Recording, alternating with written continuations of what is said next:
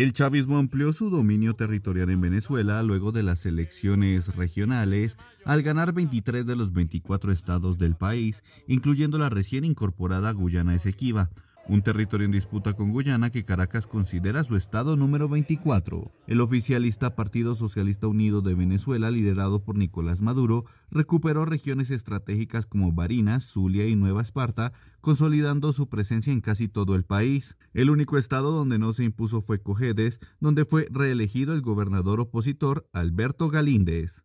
El Consejo Nacional Electoral anunció el resultado con 93% de las mesas escrutadas, afirmando que el partido de gobierno también obtuvo 40 de los 50 escaños de la Asamblea Nacional. A pesar del anuncio de victoria por parte del chavismo, líderes como María Corina Machado y Edmundo González Urrutia denunciaron el proceso como ilegítimo y destacaron la baja participación como una muestra de rechazo ciudadano. La jornada estuvo marcada por imágenes de centros de votación vacíos en varias regiones del país, especialmente en zonas urbanas. La escasa afluencia de votantes fue visible en el terreno, en Caracas, Miranda, Maracaibo y Bolívar, donde se evidenciaron centros desolados e incluso la ausencia de colas en poblados de la región del Esequibo. En contraste, se reportó mayor presencia electoral en zonas indígenas remotas. La oposición, que había llamado a no participar, denunció la jornada como una farsa electoral en medio de un clima de represión, detenciones y acusaciones de boicot por parte del gobierno. Para el Consejo Nacional Electoral de Venezuela, un 42.63% de los electores votaron este domingo 25 de mayo en el proceso convocado por el régimen de Nicolás Maduro. Según el organismo comicial, el régimen de Nicolás Maduro obtuvo 82%, la Alianza Democrática 6.25%, la Alianza Un Nuevo Tiempo, Unión y Cambio 5.18% y Fuerza Vecinal un 2.57%. Jorge Rodríguez, Cilia Flores, Iris Varela, Jesús Farías, Francisco Arias Cárdenas son algunos de los funcionarios del régimen de Nicolás Maduro electos como diputados. También integrarán la próxima Asamblea Nacional Enrique Capriles, Luis Emilio Rondón y Stalin González. Edmundo González Urrutia expresó que la verdadera mayoría de los venezolanos habló con su ausencia en las urnas este 25 de mayo. González Urrutia aseguró que los venezolanos fueron testigos de un evento que intentó disfrazarse de elección, pero que no logró engañar ni al país ni al mundo. Aseguró en su cuenta en X que el pueblo no convalidó un simulacro que pretendía legitimar lo que por naturaleza es ilegítimo y que lo que el mundo vio fue un acto de coraje cívico. Indicó que lo que se evidenció a su juicio este domingo fue una declaración silenciosa pero contundente de que el deseo de cambio, dignidad y futuro sigue intacto. González Urrutia afirmó además que el liderazgo no se impone, se construye escuchando al pueblo, y hoy la verdadera mayoría habló desde el silencio que exige libertad, por ello hay que saber oírlo. Donald Trump acepta la propuesta de la Comisión Europea para ampliar las negociaciones para un acuerdo comercial hasta el 9 de julio. El presidente de Estados Unidos ha anunciado que tras una conversación telefónica con la presidenta de la Comisión, Ursula von der Leyen, ha aceptado retrasar la fecha límite para un acuerdo, que era el 1 de junio, hasta ese 9 de julio. Se hace este anuncio 2 días después de que el presidente estadounidense amenazara con imponer un gravamen del 50% a las importaciones de la Unión Europea al considerar que las conversaciones con la Unión no avanzaban. Unas conversaciones que se habían activado después de que Trump decidiera una tregua de 90 días a los aranceles que había anunciado. Del 10% de impuestos que se están abonando se pasaría al 20% después de la tregua. Von der Leyen ha calificado como buena la llamada realizada con Trump y ha señalado que la Unión Europea y Estados Unidos comparten la relación comercial más importante y estrecha del mundo. Ahora, según Donald Trump y Ursula von der Leyen, las conversaciones avanzarán con rapidez. España propone un embargo en la venta de armas a Israel para detener la guerra en Gaza, así como la suspensión inmediata del acuerdo de asociación entre la Unión Europea e Israel. El ministro de Asuntos Exteriores, José Manuel Álvarez, defendió esta propuesta ante representantes de 20 países europeos y árabes reunidos en la cumbre del Grupo de Madrid, que promueve la solución de 2 estados para superar el conflicto. Todos tenemos que poner en marcha un embargo de armas. No puede haber venta de armamentos a Israel. Oriente Medio lo último que necesita en estos momentos son armamento. Álvarez avanzó que pedirá a los asistentes al encuentro de la Conferencia de Naciones Unidas del próximo 17 de junio que sea un gran movimiento de reconocimiento del Estado palestino al que se incorporen nuevos países y animó a apoyar la propuesta de resolución que está promoviendo España junto a Palestina para que la ayuda humanitaria entre en la zona a gran escala y sin trabas. El primer ministro de la Autoridad Nacional Palestina, Mohamed Mustafa, pidió también intensificar la presión que han empezado a ejercer Europa y otros países sobre Israel para acabar con el infierno que vive en Gaza y Cisjordania. Los ministros de Asuntos Exteriores de los países participantes en la segunda reunión del Grupo de Madrid coincidieron en la urgencia de romper el círculo vicioso de violencia entre palestinos e israelíes, con una paz duradera que pase por el reconocimiento de Palestina.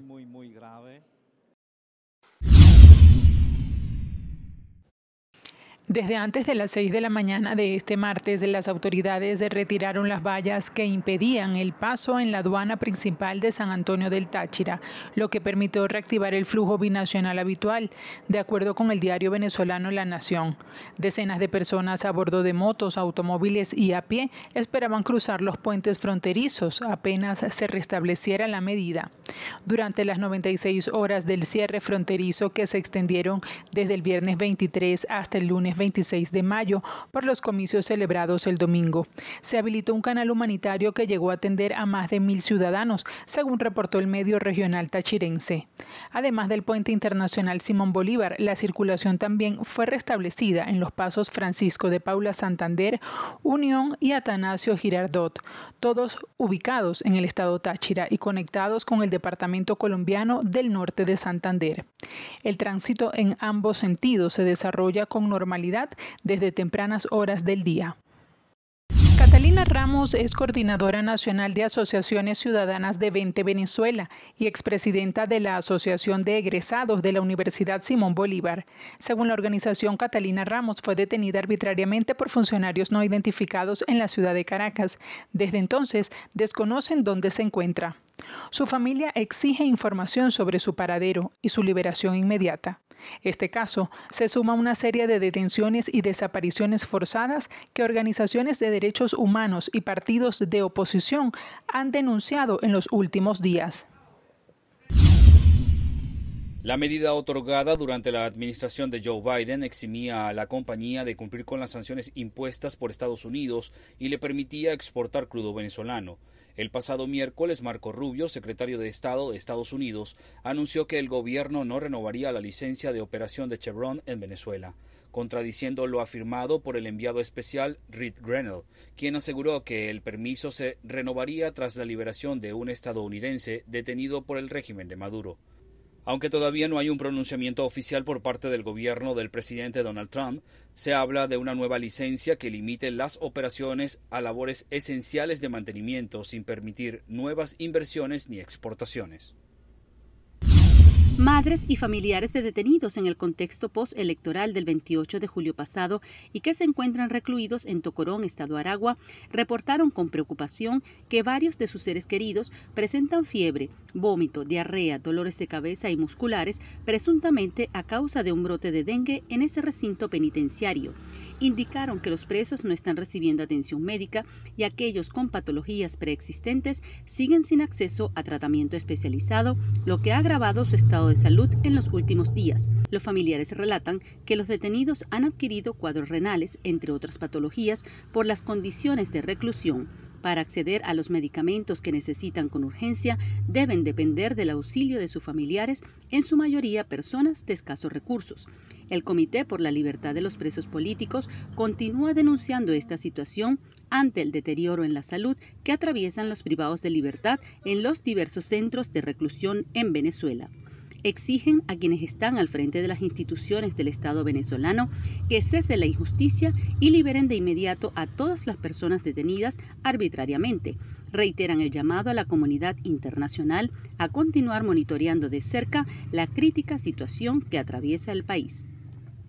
La frontera sur de México, uno de los epicentros de la crisis migratoria global, enfrenta una alarmante emergencia de salud mental entre personas migrantes, agudizada por las recientes políticas migratorias de Estados Unidos, la falta de empleos y los obstáculos para acceder a trámites migratorios. Activistas en la región alertan sobre un aumento significativo de padecimientos como ansiedad, depresión, angustia y trastornos postraumáticos. Fabiola Díaz Robelo, directora de la Fundación Chiapaneca de Mujeres Migrantes, afirmó que han detectado un incremento del 50% en enfermedades mentales. No es así. El 50% hoy por hoy ha incrementado en Tapachula sobre población homeless, población que se encuentra en las calles, población migrante que se encuentra en las calles teniendo trastorno esquizofrénico, pero partiendo de un trastorno de estrés postraumático, ansiedad, depresión, angustia, que va de menor a mayor. Entonces, cuando colapsan, hoy por hoy se presentan un trastorno de la personalidad, en este caso esquizofrénico. 50% hombres, 50% mujeres. En las calles, por ejemplo, hemos visto a personas entre 20 y 50 años. No hemos visto menores de 20 años. Es gente que por lo regular viene sola o con pareja. Estando acá en Tapachula se separan y ya no tienen un seguimiento, más bien nunca tuvieron una atención psicológica previa por parte de autoridades o alguna ONG. Médicos Sin Fronteras en México respaldó esta alerta al reportar que los casos de salud mental entre migrantes aumentaron más del 36% en el primer trimestre de 2025 respecto a los últimos meses de 2024. La ONG atribuye el alza a la violencia en las rutas migratorias y a la política migratoria restrictiva de Estados Unidos y a otros gobiernos de la región. Nayeli Cedeño, migrante venezolana, declaró lo siguiente. Nos hemos enfrentado a la calle, pues, a sobrevivir en la calle por cuestiones de que quedamos sin dinero porque nosotros mismos nos sustentamos, trabajando, si es posible pidiendo para poder seguir el camino. Isabel Méndez Hernández, dirigente de la Organización de Mujeres en Movimiento por la Liberación Nacional, aseguró que los migrantes han tenido un impacto negativo creciente tras dejar sus países. Ha impactado, podríamos decir, en un 100%, definitivamente. Ha habido muchas muertes de ella, ha habido muchas violaciones, asaltos y lamentablemente no se ha cumplido de muchos su meta por los cambios de gobiernos en Estados Unidos y desde ahí pues ya viene el retroceso y es traumático porque todo lo vendieron, todo lo dejaron por un sueño americano y que lamentablemente pues no se les logró. La frontera sur, hoy más que nunca, refleja el costo humano de una política migratoria que muchos consideran deshumanizante.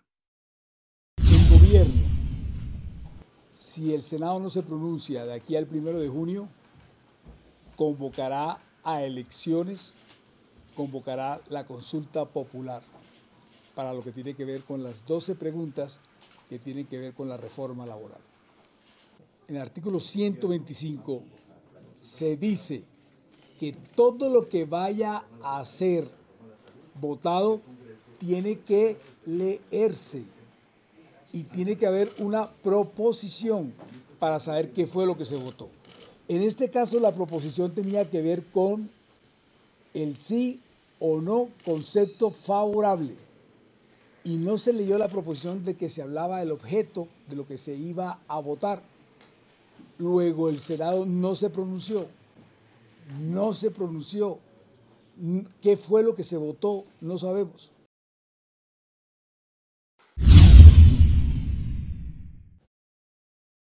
Durante una rueda de prensa, Cabello afirmó que el supuesto financiamiento a estos grupos no proviene únicamente del narcotráfico, sino que tienen varias fuentes de financiamiento, como la ONG Provea y Foro Penal, según señaló. Están las ONG que están involucradas en toda la estructura terrorista. ONG, Maracaibo Posible, Provea, Foro Penal, gente que está con ellos, trabaja activamente. Provea, Médicos Unidos de Venezuela, Dice, no, es un académico. Son académicos para generar actos terroristas. Cabello mostró supuestas pruebas extraídas de los teléfonos de los arrestados, entre ellos Guanipa, y explicó cómo se habría movido el dinero. Esto que ven aquí abajo es una transferencia esta es de 9.500 algo, yo mismo, en 1.531,97, hecha Juan Pablo Guanipa. ¿Cómo viene esa transferencia? Desde la Oficina de Control de Bienes Extranjeros, la OFAC. Se la pasa una fundación que se llama Conrad Hilton, de Nayib Bukele, por la vía de Lester Toledo, de Rafael del Rosario o de la Rosa. ¿Cómo es que es aquí? Del Rosario. Sí, del Rosario. Porque no cambiaron. ¿Es del Rosario o de la Rosa? Abrígame el nombre exactamente cuál es. Del Rosario. Conrad Hilton. ¿Quién es el administrador con Conrad Hilton? Nada más y nada menos que la joya de Leopoldo López. Lo pasan por una cosa que se llama Coalición por Venezuela, por esta plataforma financiera AIR-TM. Aquí está 9.531,97 en el teléfono de Juan Pablo Guanipa. Diosdado Cabello también mostró armamento, explosivos y granadas que, según indicó, fueron incautados durante allanamientos recientes realizados en Caracas, Los Teques y Maracaibo. Destacó que durante los procedimientos no se registraron enfrentamientos y atribuyó a la fortuna el hecho de que los portadores del supuesto armamento no ofrecieran resistencia. En sus palabras, los cuerpos de seguridad lograron recuperar un arsenal en la capital mirandina. Además mencionó que en los últimos días las autoridades habrían logrado neutralizar casi 60 ataques a la infraestructura energética del país. En una operación denominada Metástasis, la Policía de Investigaciones de Chile, liderada por la Fiscalía, allanó 33 inmuebles en las ciudades sureñas de Temuco, Pucón, Villarrica y Licanray, en la región de la Araucanía, además de Santiago y Viña del Mar en la zona central. Cerca de 300 efectivos se desplegaron para adelantar el golpe contra una facción de esta banda delincuencial integrada por 28 venezolanos y un chileno investigados por presunta asociación criminal, extorsión, secuestro, tráfico de drogas e infracción a la ley de armas. Los detenidos de origen venezolano son acusados de integrar la organización denominada Loyalty, una ramificación de la estructura delictiva transnacional Tren de Aragua. La Policía de Investigaciones de Araucanía detalló que este procedimiento es la continuación de una investigación por el delito de homicidio ocurrido en el año 2022 en el sector Pedro de Valdivia. Durante el operativo, personal policial incautó armamento, municiones, cannabis, clorhidrato de cocaína, cocaína base y ketamina, además de equipos electrónicos y de comunicaciones y unos 20 millones de pesos en efectivo equivalentes a $20.000 americanos.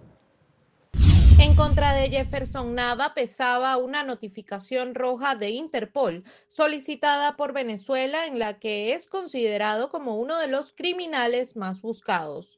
Alias Jeff Nava es solicitado por Venezuela por los delitos de secuestro, homicidio y extorsión.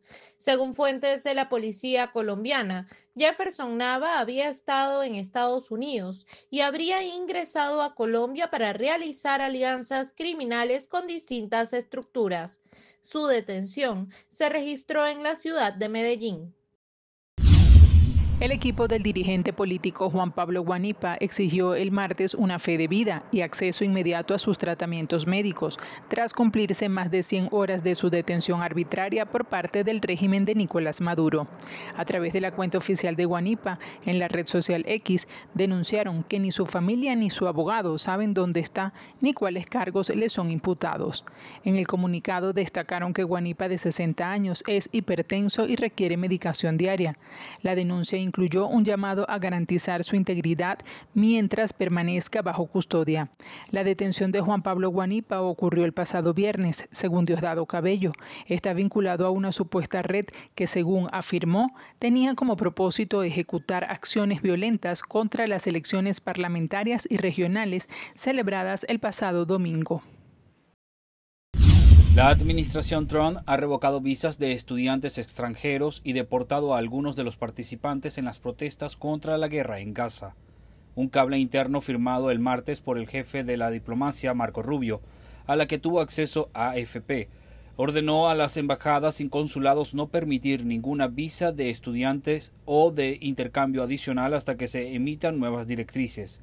El gobierno de Estados Unidos se propone examinar los perfiles en redes sociales de los extranjeros que quieren estudiar en universidades estadounidenses, según el cable. Tragedia en el puerto de la Restinga en El Hierro, donde han muerto 7 personas, 4 mujeres, 2 niñas de 5 años y otra de 16. Todo ocurrió justo en el momento en el que iban a desembarcar los más de 150 ocupantes de un cayuco. La embarcación se aproximaba al buque de salvamento marítimo ya atracado para situarse a su lado. Entonces varios ocupantes se pusieron de pie para intentar saltar a la salvamar Tifta y eso provocó que el cayuco se volteara. ¡Ay Dios! ¡Ay no! Varias personas que estaban en el fondo no pudieron salir. El presidente de Canarias, Fernando Clavijo, se encontraba en El Hierro en el momento de la catástrofe. Esto es lo que nosotros denunciamos continuamente, para lo que pedimos una acción determinante de la Unión Europea y esto es lo que en definitiva desgraciadamente se vive y aquellos que están muy lejos en los despachos pues no son capaces de entenderlo, ¿no? Hay que estar ahí, hay que ver los bebés, hay que ver cómo se llevan a una niña en una ambulancia entubada para que de verdad dimensionemos el auténtico drama que se vive. Además de las 7 víctimas mortales, un niño de 3 años y una niña de 5 fueron evacuados en helicóptero a Tenerife por un ahogamiento incompleto de carácter grave y otros 4 menores con disnea fueron trasladados al hospital de El Hierro. El presidente canario ha agradecido a los equipos de rescate y ha señalado que están destrozados por la impotencia de no poder salvar a los fallecidos a tan pocos metros de tierra.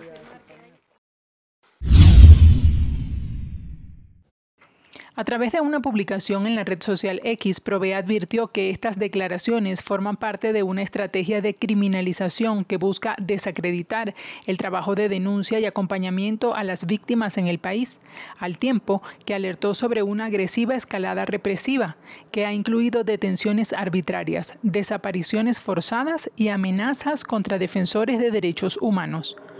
La ONG recordó el caso de su integrante Eduardo Torres, detenido arbitrariamente desde el 9 de mayo y actualmente incomunicado en la sede del SEBIN en el Helicoide, señalando que el activista de derechos humanos se suma a la lista de defensores como Rocío San Miguel y Javier Tarazona, acusados según Provea sin pruebas de formar parte de supuestos planes conspirativos, al destacar que todos sus miembros cuentan con medidas de protección otorgadas por la Comisión Interamericana de Derechos Humanos. Por su parte, Médicos Unidos por Venezuela también desmintió cualquier vinculación con actividades ilícitas y reafirmó su labor en la defensa de la salud. La ONG rechazó de manera categórica cualquier intento de vincularlos con actividades ajenas a sus principios. Expresaron en un comunicado donde enfatizaron que su misión se ha centrado en la promoción sanitaria y la protección de los trabajadores del sector. La organización médica recalcó que sus denuncias han estado enfocadas en evidenciar la crisis hospitalaria y la falta de condiciones dignas para el ejercicio profesional. Afirman que no pueden ser señalados de terroristas, quienes se dedican a llevar atención médica a sus hermanos. Resaltaron igualmente que las acusaciones de Diosdado Cabello representan un intento de criminalizar a las organizaciones de la sociedad civil en el país. Ambas organizaciones coincidieron en que los ataques del régimen de Nicolás Maduro buscan silenciar las voces que claman por mejoras de la realidad venezolana. A pesar de ello, reafirmaron su compromiso con la defensa de los derechos humanos y el bienestar de los ciudadanos. Diosdado Cabello señaló que el plan consistía en secuestrar a un mayor de la Fuerza Aérea para vincularlo con el tráfico de drogas. Aseguró que el supuesto agente de la DEA que estaba infiltrado se hacía pasar por un funcionario de la Policía Nacional Bolivariana. Cabello no dio más detalles sobre el operativo policial ni sobre la identidad del detenido.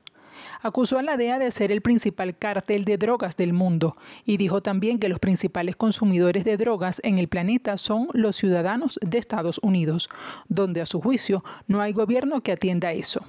Por otra parte, expresó que ir a Estados Unidos sí es un peligro y considera que la alerta de viaje al país norteamericano es nivel 10. También dijo que es un territorio donde no hay seguridad ni jurídica, ni humana, ni de ninguna naturaleza. El gobierno estadounidense emitió una alerta en la que insta a sus ciudadanos a no viajar bajo ningún motivo a Venezuela y abandonar de inmediato ese país ante el alto riesgo de detenciones arbitrarias. La ministra de Seguridad argentina, Patricia Bullrich, informó que gracias a un trabajo conjunto entre el Departamento de Investigaciones Antimafia de la Policía Federal Argentina, en colaboración con el FBI, la Interpol y la Fiscalía, lograron desarticular una célula activa del Tren de Aragua, un paso que señaló es fundamental en la lucha contra el terrorismo y el crimen organizado, integrada por 12 personas. Es un paso fundamental en la lucha contra el terrorismo y el crimen organizado. ¿Por qué contra el terrorismo? Porque nosotros hemos declarado al Tren de Aragua organización terrorista por el tipo de hechos que han cometido. En este caso, esta banda ha cometido atentados en supermercados, en carnicerías, en ferreterías con víctimas fatales, armas de fuego, explosivos y luego la difusión de sus hechos en redes sociales. Es una banda altamente peligrosa que hoy está 12 de sus miembros hoy presos, y todo esto comenzó con el primero, que el Gigi, el jefe de esta banda, que ya había sido detenido hace 2 años. Según explicó la ministra, la banda se dedicaba a blanquear activos provenientes de actividades ilícitas en Venezuela. El dinero era canalizado mediante el sistema informal llamado Hawala, eludiendo los circuitos bancarios tradicionales. Este sistema de blanqueo es la principal acción desarrollada en nuestro país. Quisieron utilizar a la Argentina como un sistema fácil para poder blanquear dinero de los delitos precedentes que recién les conté.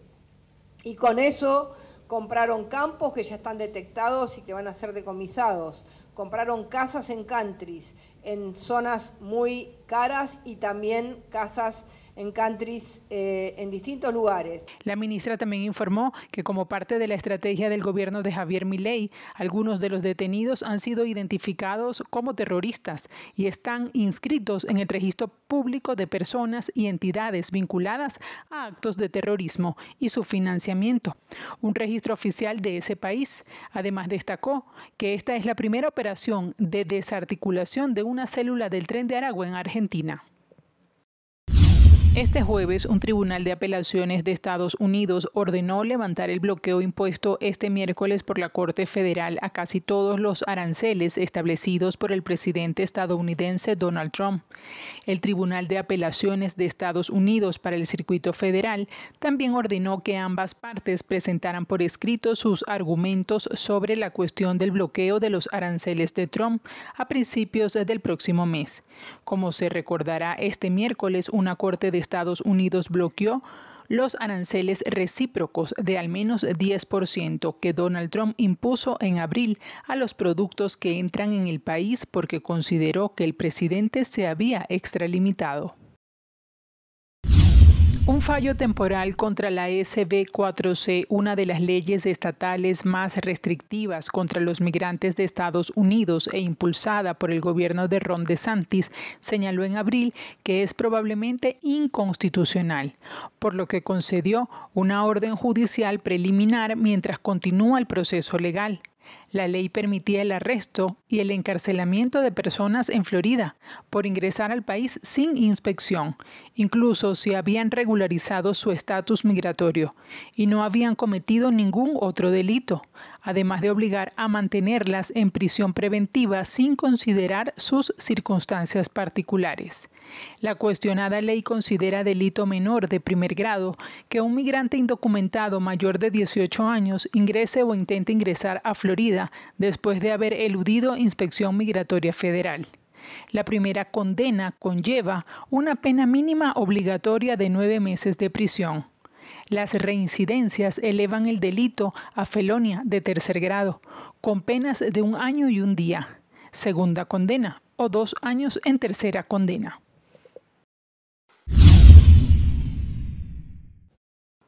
A través de un mensaje difundido en su cuenta oficial en X, la Comisión Interamericana de Derechos Humanos denunció que entre los arrestados figura el dirigente opositor Juan Pablo Guanipa, quien fue detenido en Caracas el viernes pasado, así como defensores de derechos humanos y periodistas. Ante esta situación, la Comisión Interamericana de Derechos Humanos instó al régimen de Nicolás Maduro a cesar este tipo de prácticas. Instan a poner fin a las detenciones arbitrarias y liberar inmediatamente a las personas presas políticas, enfatizó el organismo adscrito a la Organización de Estados Americanos. El oficialismo, por su parte, justificó los arrestos al vincular a los detenidos con presuntos intentos de alterar el orden durante la jornada electoral. Según el régimen de Nicolás Maduro, los capturados participaron en supuestos planes para sabotear el proceso comicial del pasado domingo. Diosdado Cabello, ministro de Interior de Venezuela, aseguró que Juan Pablo Guanipa integraba una red terrorista con fines desestabilizadores que pretendía ejecutar acciones violentas para boicotear las elecciones. Este viernes, la Corte Suprema de Estados Unidos autorizó a la administración del presidente Donald Trump a continuar con su plan para revocar el estatus legal de unos 530,000 migrantes provenientes de Cuba, Haití, Nicaragua y Venezuela, quienes habían sido beneficiados por una política migratoria implementada durante el mandato de Joe Biden. Ante esto, la directora de Venezuela American Caucus, Adelis Ferro, en Estados Unidos, indica que lo que podría pasar es que las personas que tienen parol humanitario vigente habrían dejado de contar con esta protección. Tenemos que esperar que se actualice la página de UCIS, pero lo que significa es que las personas que tienen parol humanitario vigente ya no estaría vigente. Y los permisos de trabajo que dependen del parol humanitario, pues tampoco estarían vigentes. No estamos diciendo que eso esté pasando en este momento, estamos explicando la decisión. Tenemos que esperar las próximas horas a ver cómo se desarrolla este proceso de cómo lo va a aceptar UCIS, qué es lo que va a poner en la página, etcétera. Lo que sí es verdad es que la decisión que tomó la misma jueza de ordenarle a UCIS que reactiven los procesamientos de cambio de estatus sigue vigente. La apelación fue presentada como una emergencia por el gobierno de Trump, luego de que un juez federal en Boston bloqueara su intento inicial de eliminar el programa migratorio que afectaría el estatus legal de unos 530,000 migrantes provenientes de Cuba, Haití, Nicaragua y Venezuela. La misiva fue publicada este viernes a través de la red social X, donde expresó su esperanza de que alguien le haga llegar sus palabras al destinatario. Señala que aún desconoce dónde está detenido. En la carta, González de Tudares lamentó los más de 4 meses de separación forzosa, asegurando que durante este tiempo no ha dejado de alzar la voz por su esposo. A lo largo del texto, la esposa de Tudares expresó que mantiene firme su convicción de que la situación que enfrentan llegará a su fin. González también relató cómo sus hijos han enfrentado este proceso intentando mantener cierta normalidad a pesar de la ausencia de su padre. La salud de la madre de Tudares también fue mencionada como parte de los motivos de esperanza en medio del dolor. La informalidad supera el 50% de la fuerza laboral. Es decir, por cada 100 empleados que tenemos, digamos, en distintas ocupaciones, la mitad de ellos están en el sector informal. Eso es dramático porque informalidad es igual a vulnerabilidad. O sea, eso es población que no tiene beneficios, población que no tiene estabilidad, población que no tiene seguridad social a futuro. La profesora Rosa Amelia González explicó que la informalidad laboral se incrementó por la contracción de sectores económicos, entre ellos la manufactura y el sector financiero, provocando además mayor vulnerabilidad de la clase trabajadora e incluso de los empleadores. Además, afirmó que la fuerza laboral en Venezuela ha disminuido durante los últimos años. Entre el 14 y el 21 perdimos 2 millones de personas en el mercado laboral. Y eso se debe, uno inmediatamente piensa en la migración, y la migración tiene un impacto muy importante, pero también está pasando que hay gente que desistió de entrar en el mercado laboral, o sea que es que no le interesa, ya no lo busca, no porque no le haga falta, sino porque piensa que no va a conseguir un empleo. Las mujeres en particular están desistiendo mucho más que los hombres de entrar en el mercado laboral, por eso es que se ha vuelto más masculina, porque, bueno, ahora tienen que asumir unas cargas superiores todavía a las que siempre han tenido, porque las mujeres siempre han tenido que cuidar a los niños, pero bueno, si tienes menos ingresos, menos puedes usar una estructura de apoyo tipo guardería o ese tipo de cosas, y también ahora tienen la carga de los adultos mayores. González advierte que ante esta realidad las empresas han optado por contratar personal cada vez mayor y la edad de retiro es más lejana. Lo que dicen los datos es que, digamos, la población hizo como un hueco de las personas que entre 29 y 40 años, ¿no? Y eso sí es mucho producto de la migración, ¿no? O sea que perdimos. Buena parte de esa población que perdimos estaba en ese rango de edad. Entonces, ¿qué han hecho las organizaciones? No les ha quedado más remedio que, trabajar con estos de 40 y más. La parte mala es que eso no dura para siempre, porque tarde o temprano esas personas tienen que pasar al retiro, ¿no? Entonces, no es algo que tú puedas extender indefinidamente, ¿no? Por diversas razones, algunas por cuestiones de salud, la mente se deteriora, o sea, unos más rápidos, unos más lentos, físicamente también. Entonces, digamos, por ahora, en esta coyuntura, esa población está resolviendo, pero ¿qué va a pasar dentro de unos años? El estudio también determinó que en su mayoría los venezolanos trabajan en actividades que, si bien son fuente de ingresos, no contribuyen al sector productivo del país por representar un bajo valor agregado. El portavoz de la Oficina de Coordinación Humanitaria de Naciones Unidas, Jens Lerky, aseguró este viernes en Ginebra que Gaza es el único territorio definido, sea un país o una zona dentro de un país, en el que toda la población está en riesgo de hambruna. Pese a que Israel afirmó que dejó entrar durante los últimos días cierta ayuda humanitaria de la ONU por el cruce de Kerem Shalom, el portavoz aseguró que en la práctica esto no ha supuesto ninguna mejora en la entrega de ayuda humanitaria. Asimismo, aseguró que de los 900 camiones con ayuda de Naciones Unidas autorizados a ingresar en los últimos 10 días, solo se permitió que 600 fueran descargados del otro lado del paso fronterizo. El organismo ha indicado que se necesitan al menos 500 camiones diarios para cubrir las necesidades vitales de los gazatíes. Sin embargo, menos de la mitad del contenido que llevaban pudo ser cargado en otros camiones dentro de Gaza. Lerky indicó que esta baja recogida se debe a que las rutas impuestas por las autoridades israelíes con frecuencia se encuentran congestionadas, son inseguras o implican largos retrasos en las aprobaciones necesarias para su uso. Acerca del contenido, dijo que prácticamente todo es harina y no hay paquetes de alimentos diversos ni listos para comer, porque así lo ha dispuesto Israel. A medida que el hambre aumenta en Gaza, la ONU multiplica sus voces para intentar que la presión internacional obligue a Israel a permitir más ayuda neutral.